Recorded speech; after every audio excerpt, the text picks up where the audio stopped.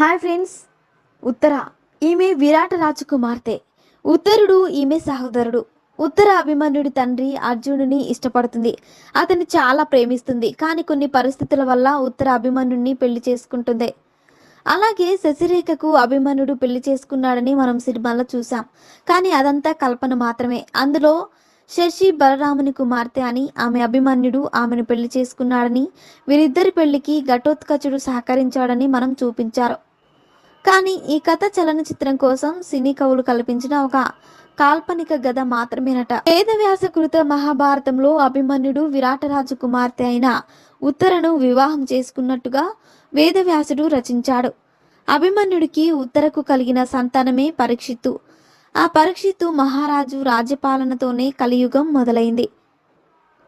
శ్రీకృష్ణుడు చెల్లెలు సుభద్రకి మేనబావ అర్జునుడికి పుట్టిన అభిమన్యుడిలో చాలా సుగుణాలున్నాయి.